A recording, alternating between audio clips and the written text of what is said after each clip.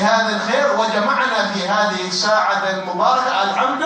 Alhamdulillah. Dan kita juga mendengar salawat, baca salawat, baca zikrullah subhanahu wa ta'ala. Itu jalan kita di malam ini, di majlis ini mencari apa? Mencari ridha Allah subhanahu wa ta'ala, mencari tempat yang paling dekat sama Rasulullah dengan Rasulullah di hari kiamat.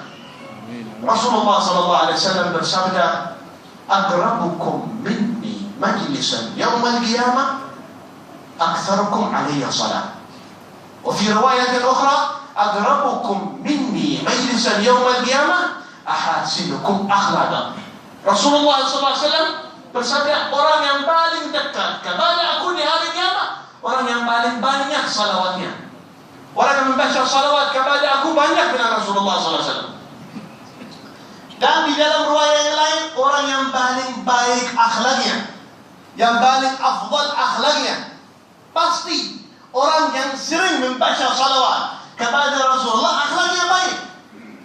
Karena tidak bisa orang banyak salawatnya tapi akhlaknya buruk, wal'iyadzubillah. Akhlaknya jelek, sifatnya jelek, sifatnya tidak bagus. Kalau dia orang sering hadir maulid membaca salawat tapi akhlaknya wal'iyadzubillah tidak bagus, artinya niatnya tidak baik. Niat hakku mahuzain, niatnya tidak bagus. Walidhal orang yang membaca salawat sering, yang membaca zikrullah, yang mengingat Allah subhanahu wa ta'ala, pasti buahnya itu akhlak Nabi Muhammad SAW, akhlak yang baik, sifat yang baik. Aqrabukum minni majlisan yaumal qiyamah ahasinukum akhlaqan. Kalau melihat orang yang benar dapat pahala salawat, dapat buah-buah salawat, itu orang lihat akhlaknya, lihat kerjaannya, amalannya gimana. Kalau orang mengikut syariatullah, mengikut perintah Allah subhanahu wa ta'ala, artinya orang itu yang dapat pahala salawat dan pahala zikrullah subhanahu wa ta'ala. Alhamdulillah, di malam ini, di saat ini kita hidup, merasa hidup benar. Karena orang yang ingat Allah itu yang benar hidup, itu yang hidup benar. Rasulullah sallallahu alaihi wasallam qala mathalul ladzi yadhkurullah wal ladzi la yadhkurah kamathalil hayy wal mayyit. Orang yang berzikir kepada Allah, yang orang yang tidak berzikir kepada Allah, seperti orang yang hidup dan orang yang mati. Orang yang mati, orang yang hidup itu seperti orang yang berzikir. Orang yang hidup itu orang yang selalu zikir kepada Allah subhanahu wa ta'ala, selalu lisannya itu tidak berhenti, selalu ingat Allah subhanahu wa ta'ala. Dan orang yang mati itu orang yang jarang zikrullah, yang belum pernah baca salawat kepada Rasulullah Muhammad sallallahu alaihi wa ala alihi wasallam. Bukan yang hidup, yang bergerak, yang makan, yang tidur, yang bagiannya bagus, bukan. Yang hidup itu orang yang dekat sama Allah subhanahu wa ta'ala, orang yang selalu zikir kepada Allah subhanahu wa ta'ala dan zikir kepada Nabi Muhammad sallallahu alaihi wa ala alihi wa sahbihi wasallam. Al-Habib Ahmad bin Muhammad al-Muhdar di Hadramaut, kalau dia menulis surat kepada muridnya Al-Habib Ali Al-Habsyi sahib al-Maulid Sulul Drat, dia menulis langsung min jalisillah Ahmad bin Muhammad al-Muhdar kepada Ali bin Muhammad bin Husain Al-Habsyi. Apa artinya? Min jalisillah, dari orang yang berduduk sama Allah, yang berduduk sama Allah subhanahu wa ta'ala, kepada Ali bin Muhammad bin Husain Al-Habsyi, orang yang duduk sama Allah.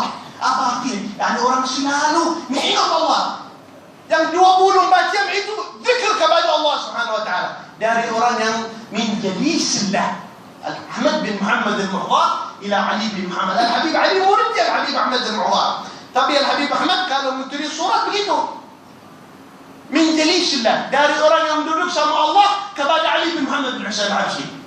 Kenapa dia berani bilang begitu? Karena dia lisannya itu Masya Allah, zikrul qiraat al-Quran luar biasa. Kalau di dalam ceritanya juga Al-Habib Ahmad al-Muhdar, dia menggali kuburannya sendiri. Sebelum meninggal, dia menggali kuburnya sendiri dan setiap hari turun di dalam kuburnya itu baca Al-Quran sampai khatam Al-Quran di dalam kuburnya sendiri 7.000 kali. Masya Allah. 7.000 kali khatam Al-Quran di dalam kuburnya sendiri. Ini yang di dalam kuburnya.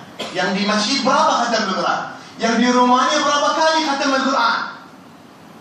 atas dia bisa ngomong begitu. Bilang min jalisillah, orang yang selalu baca Al-Quran. Di dalam kuburnya sendiri aja 7.000 kali. Sambil anaknya kesian sama dia, ya Walid, cukup. Udah, Masya Allah 7.000 kali kata Al-Quran. Mau apa lagi? Al-Habib Ahmad bilang, saya mendengar ada satu perempuan di Baghdad zaman dulu namanya Rabi' al-Adawiyah. Begitu juga khatam Al-Quran di kuburnya itu 7.000 kali. Anaknya bilang, ya udah, sekarang itu udah seperti Imam Rabi' al-Adawiyah.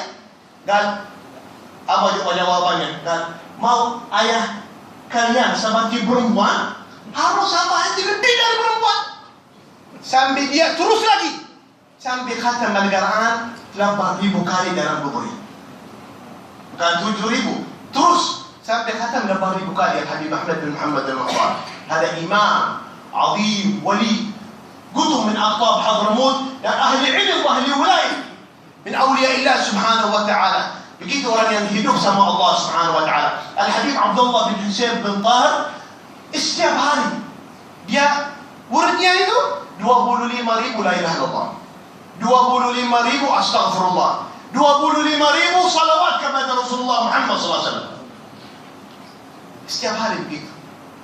Sampai dia ada waktu lagi buat mengajar, ada waktu buat ta'lim, ada waktu buat ketemu, terima tamu, ada waktu buat hadir undangan. Ini tapi setiap hari belum pernah tinggal begitu. 25.000 la ilaha illallah, 25.000 istighfar, 20